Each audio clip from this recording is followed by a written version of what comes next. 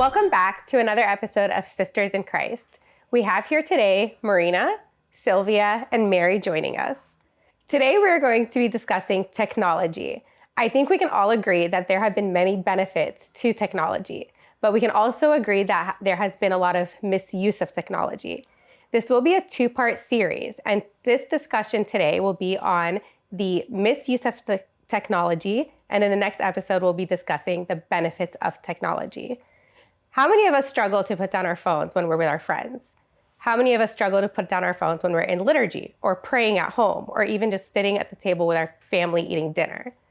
I want to go over some statistics and then we will discuss some of these negative impacts that technology has had on us. Children between 8 and 10 years old spend an average of 8 hours a day on electronics. Wow. And children and teens ages 10 to 18 spend more than 11 hours a day on electronics.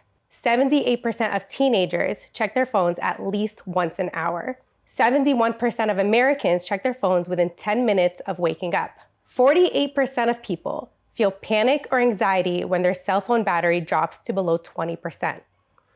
The average millennial looks at their phone about 344 times a day, which is about once every 4 minutes. 52% of millennials are dependent on social media. In the US, internet gaming addiction is now listed in the Diagnostic and Statistical Manual of Mental Disorders. 55.4% of smartphone users look at their phones while driving. 14% of fatal crashes are due to phone use, with more than 3,000 teenagers dying per year due to texting and driving. 21% of teenagers have been in an accident due to smartphones. 42% of our awake hours are spent online, which is equal to the amount we spend sleeping. The average phone user will tap, swipe, and click their phones 2,617 times a day. 69% of adolescents report gambling before the age of 12. 80% of people check their phones in the middle of the night, and only 3.7% of people disconnect from technology while they're at home. So I think some of these statistics, and there's a lot more. Very alarming. Very alarming. Yes. And it has had negative impacts, not just on our youth, but on everybody in general. This is Americans, and it's a global issue. It's not just a national issue. So what are some of these negative impacts that we're seeing? I mean, first I can say, like, while you were reading the statistics, I can definitely relate to a couple of these. So I was definitely shocked, but also not shocked, because I can say, like, you know, I do check my phone, like, yeah, like the 10 minutes when waking up, I'm like, yeah, the first thing I do is I pick up my phone and I look at what notifications I got from when I was sleeping, and then I carry on my day. So or even start scrolling on other social media apps the first thing, even before I wash my face. And I think it's like, I guess we were asking about the dangers, right? So one of the things I always think about is the alienation that comes along with it, right?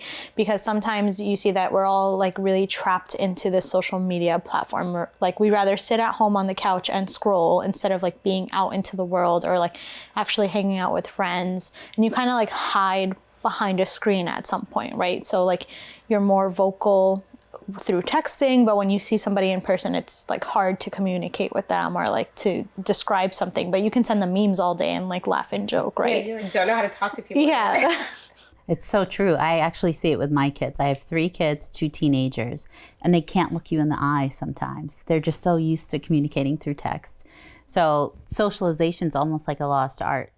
And I think, I mean, I could relate to half of these. I think our phones are killing our relationships. And it is just a rabbit hole that we all fall into. Not just the kids, but even as adults, we don't know how to turn it off, right? I find myself doing the same thing. The one thing I can tell you as a mom that I struggle with is they outsmart me. I don't know how to get past some of this stuff. One time out of frustration, I actually took the router out of the house. I'm like, that's it. I can't keep struggling with this. We're done. It is almost like, you know, those looking glass boats, like you could see the bottom of the ocean floor. That's what our kids are up against. They have the answer, any information at the push of a button, and they could see everything that we feared them to be exposed to. So there's a lot of concerns about it. It's funny that you mentioned that because another alarming statistic is that 99% of people will come across porn because of technology, and whether that's on purpose or an accident, but 99% of people will come across it in their lifetime. And with kids, actually, I have some statistics on that with coming across porn. The average age that children are exposed to porn is 11 years old, and 94% of children will have seen it by the age of 14. And we have 27% of teens receiving sexts, 57% of teenagers seek it out at least monthly, and 76% of young adult Christians seek out porn. So whether on accident or not, 99% of people will come across it. And I feel like that accident, honestly, like at first it can be an accident, right? But then if it keeps popping up or it sparks someone's interest because they've never even thought about it or like seen it before, and then it like kind of gets them into a rabbit hole to explore more, or like click on the page that popped up and like just see what it's about. So I feel like even like all these accidents at one point are just going to spark some interest in our like youth, basically, because it's so accessible. And that's why a lot of like pages like will talk about like parent privacy, like to put these locks on these like apps for your children is really important, and it's because to avoid these statistics from happening, really. Right. And the way it's actually set up, it's with these algorithms. So like once you click on it, if you click on it once, it'll almost know that this is what you're interested in. So it'll continue popping up with those ads or with these websites. So without you even, because you clicked on it once, without you even entertaining it again, it's almost in your face. So your mind is constantly being attacked. And you know how the phone listens to you? Like people have been saying that. Yeah, microphone is on. So yesterday I was me and a few people were talking about shoes. We were talking about sneakers and which shoes are comfortable for work. We're just trying to figure out different brands. Wow. All of a sudden, later in the day, I have these ads for all the brands we were discussing. And I'm like, oh, so your phone actually does listen to you. Yeah. It's scary. Yeah. And it shows even when you scroll, if you spend actually a few seconds on this, or say like 10 seconds and you stopped, it shows how fast you're scrolling. That means you're not interested. But if you stop to actually look into something, then it'll constantly be showing you that. So if you're into like, we'll say like cooking, we won't go like, it'll constantly show you something. Or if you're into this Hollywood, people and drama and all that stuff, it'll constantly be popping up with that. There's actually a big market for this, like for data analyzing, like what consumers want, and they like sell this data, like Instagram or like any of your social media can sell this data, and then they'll do more algorithms to make it in your face. Yeah, so it's not even consumer generated. Exactly. Like almost, so it's not even like that, your kids are outsmarting you, like technology's kind of outsmarting us, where it's like becoming like leading us to what we think we want. And it just like, honestly, you can spend hours and it'll feel like a minute on social media. Yeah, it's a big waste of time. You realize that it's a big waste of time. And if you're in your house, walking from room to room with your phone in your hand, that's a problem. Yeah. So. The majority of people, I don't remember the exact number, but the majority of people feel the need to respond like within 5 minutes of receiving a text. And there's a certain percentage also that they'll check their phone within 5 minutes of receiving a notification. It's an addiction. Yeah. Absolutely. An addiction. And even more so now with this artificial intelligence that everyone's like now into. I was actually talking to a few of my friends, and they were saying even with dating, they're gonna have like an AI with like the most beautiful girl, like so that nobody wants to date anymore. You could just look at your phone and like the AI will come and you could just do whatever you want through your phone. And this is like the new thing that's going to be coming up. So forget about the dating world. And it was almost so bizarre for me to hear this is almost what the world is planting in all of our lives. And we're just like, we think, oh yeah, once your kid is like 10 years old, get them a phone, or even younger than that. Mm-hmm. As if it's like you're depriving, if you see other kids getting phones, you're depriving them from getting a phone, but in actuality, like, I think it's important for us to start protecting our kids from getting phones too early. Yeah. Right. Absolutely. And on that, we're going to come back to that point in just a few minutes.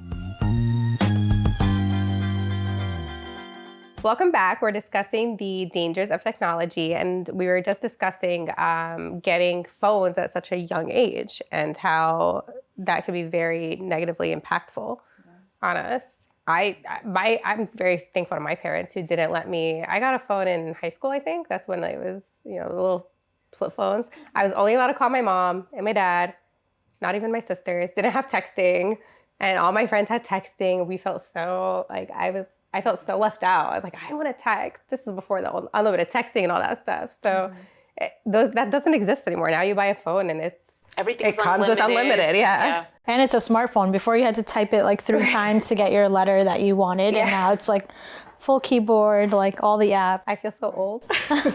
Well, we had beepers when I was growing up, so don't feel too old. We didn't have phones and we survived. That's true. Yeah. We have everything at our fingertips now, like the news, everything. I remember growing up on our way to church, my dad would buy a newspaper. He would stop by the newspaper stand and buy a newspaper, and that's where the news came from. And if he didn't do it on the way to church, they were empty on the way back, so it had to be done. And we also have access to almost everyone's life because everyone posts on social media. This person just got married. This person just got graduated. This person just, gave birth. This person moved here. This person went on vacation. All our news, like before, you used to meet somebody, and then until you connect again with them, you're able to catch up.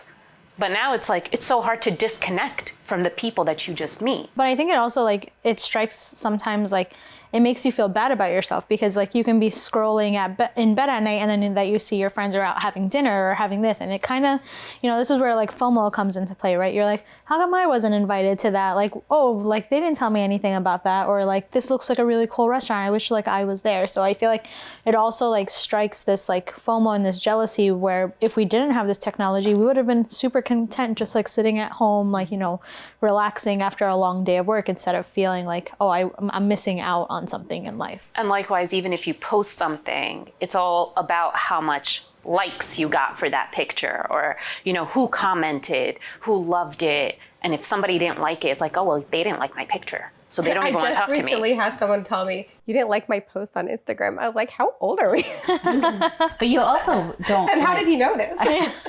That's funny. So you're also looking at highlighted, curated reels that are not actual, real life, real time events. So it's and then we fall into the trap of comparison and comparing ourselves. Not only does that impact our mental health and our self-esteem and self-confidence, it also elicits jealousy and the FOMO that you referenced. So all around, it's just not healthy whatsoever. No, and it's very true statistically. So 67% of teens feel worse about their own lives because of social media. 80% report being affected by social media drama. The same study showed that 73% felt pressure to post content that boosted their appearance to others. And 60% felt pressure to tailor content for popularity and likes. So it's a very real problem, this pride and jealousy and Actually, envy. there was an excellent documentary called The Social Dilemma on Netflix, and it brings in all the big tech experts and creators. And they examine how this was created. All social media platforms were created to bring about addiction, to maximize profit, to manipulate people's views and emotions and behaviors. So it is very much a conspiracy. It is very much intended, and we're all falling into the trap of it. Actually, the CEO of TikTok he's from China, does not have his kids on TikTok. I heard about that. Mm-hmm. And neither did. So it goes to show you how powerful social media is. Mm-hmm. And to add on that, the algorithm encoding in China is censored versus the algorithm encoding in the US. It's powerful. And people know the power that it has, but some people allow access to others, and some people actually censor it and limit it.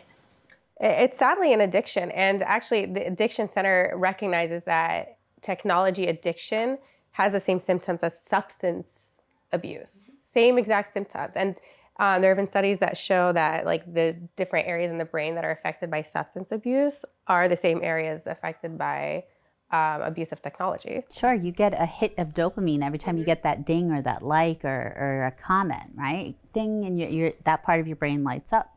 So it absolutely is all connected. And they knew this when they created this, so. Yeah, and it's not like they didn't come, these social media platforms didn't come up with jealousy and pride and envy. They just made it so accessible for us to fall into these sins. It's so easy. Distraction. I mean, I could think of 1,000 ways I could have spent my time looking like, I mean, still up to this day, but like 1,000 ways I could spend better use of my time than on social media. On Facebook, Yeah. Or Instagram. Facebook is obsolete now, right? Or Facebook is, so or actually, Snapchat. Yeah. God, so I've never got into Snapchat. it is Don't want awful to. because the messages disappear. Yeah, So for a parent, that is extremely worrisome. Yeah. Scary. But I know that like these distractions, I have to like actually set a timer on my phone of like, okay, I'm going to do this task in 15 minutes. I'm going to turn my phone on Do Not Disturb, no distraction, so I can actually like focus, because sometimes you're like doing a task and then you get a ping or you get a message from Instagram or someone sent you a meme, and then it's so easy to like pick up your phone and then you go into like scrolling at other things or watching other messages that you got, and it's like you get so distracted if you're not like really conscious of your time and your tasks. Like you can procrastinate forever on doing any assignment with social media And or it technology. takes 25 minutes to come back to a task that you're on. If you're working on, like if you're doing homework, studying, whatever, and you get distracted, which because of technology, we get distracted on average of every 11 minutes, it takes 25 to come get back back to your on task. task. So it's just a constant cycle of distraction, working, like we'd be so much more productive if. I attended a conference once where Ariana Huffington was the keynote speaker. So she is the head of HuffPost, and she's married to a senator. And they had a rule in their home where no phones were allowed in the bedrooms at night. So they had something called a family electronic bed. Everybody had to forfeit their phones and their iPads, whatever devices, into this electronics bed. No distractions. So I said, okay, that's it. We're going to do this when we go home. I lasted 2 days. It's hard. It's hard to disconnect. It's hard. And I always think back of in Luke chapter 10, when Martha was so distracted and Christ rebuked her and said, like, Martha, you're worried, you're troubled by so many things, but one thing is needed. So every time we pick up our phones and every time we're distracted, I feel like Christ is right there and he's like, hello, like, I'm here. Spend time with me. Spend time with the people around you. Spend like face-to-face time. And it's Christ himself rebuked it. He rebuked distraction. I think even our attention spans like are so short because of social media. Like, for example, like liturgy, when Christ is there and in front of us, but like we can't sit there for 3 hours anymore. Even like our lessons in school that they shorten from an hour to like 30 minutes, it's because our attention spans, they know they can't keep us like in one train of thought for so long before like switching gears, or like we get bored or want to do something else. And I feel like that is like kind of like the rebuking, right? Like we're supposed to be focused on our task. We're supposed to be focused in liturgy, focused in our jobs, but we're just so like unamused by everything because social media like has captured us to like swipe. Yeah, you go from link to link to link to link to. Yeah. And I think one of the biggest actually things that's really sad, and it's impacting a lot of like the younger kids, and is cyberbullying too. And there's been people that have committed suicide due to it, and I'm sure there's statistics on that. There are. And it's people have lost self-esteem because of that. People have been isolated and felt rejected because of cyberbullying now. So it's a tough world out there, and social media really just, again, like just attacks your mind, and people know how to get through to other people by by that means of social media. There's a 71% increase in the likelihood of developing suicide risk factors due to smartphone addiction. And suicide rates have tripled among those aged 10 to 14 years old. 71% increase. That's significant. Very significant. Yeah. I mean, I think it's time for people to start finding ways to solve like these and work on mitigating like these issues before like we're going to lose a lot of kids if we don't. Like, I feel like sometimes there's like a generational gap because technology speeds up so fast, and the kids sometimes they, as you said, like they outsmart us. And if they do, like we will lose them. Right. Yeah. Yeah. I think that it has to come from like us and the kid. Like you have to take action. It's not going to happen. We got to be because they've made it so you have to like technology. be proactive. Right. And I mean, I love that iPhone came out with like do not disturb. It's my favorite thing to use. Do not disturb is great. You can actually set limits to how much time you spend on different. Screen time. Yeah. Yeah. Yes. You can set that limit, and I've had to do that for myself. For whatever reasons, I always put my phone on do not disturb. I love it. I try to but you have to be proactive. Like I realize that I don't need my phone next to me at all times. So let me just put it aside. But how many times have you left the house and you realize you don't have your phone, and no matter how far you got, you turn around and go back? Around. Yeah. It's never, because I would never leave without my phone. Exactly. It's the first thing I check. If my phone doesn't connect to my car, I'm like, oh, it's not here. I have to find it before I even leave. the car knows. Gotta have your phone. Statistically, more people, more people would rather lose their wallet than their phones. Absolutely. And I read something recently where people were willing to sacrifice the safety of their pets to save their phone from like falling. Weird stuff, but like Poor pets. Frightful. What are we doing? And they put themselves in danger. There's also statistics that have shown that people put themselves in danger so that their phone doesn't get damaged. Well, those are all of the downfalls of addiction. So there's an excellent book called Dopamine Nation that discusses all of that and all the statistics that you're referencing. It's excellent. We have talked a lot about some of the dangers of technology, and I think we, again, can all agree that it has many advantages. I mean, without technology, we wouldn't be able to have this discussion and have it streaming, but there's also a lot of dangers to it. I'll end with this. The executive chairman of Google has said on what is the meaning of life. And what are those things? Well, in order to know that, I hate to say it, but you're going to have to turn off your computer. You're actually going to have to turn off your phone and discover all that is human around us. When we disconnect ourselves from technology, we will discover humanity and the beauty of the world around us. You'll find that people really are the same all around the world. They really do care about the same things. You'll find that curiosity and enthusiasm and passion are contagious. You'll find that nothing beats holding the hand of your grandchild as he walks his first steps. You'll find that a mind set in its ways is a life wasted. Don't do it. But because many times we're too involved and totally immersed with technology, we lose our humanity and the world that we're living in. And we live in such a virtual world. So we challenge you to unplug for several hours a day and immerse yourself in the beauty of the life surrounding you without the clouding of technology. Thank you for joining us, and we'll see you next time as we discuss the benefits of technology.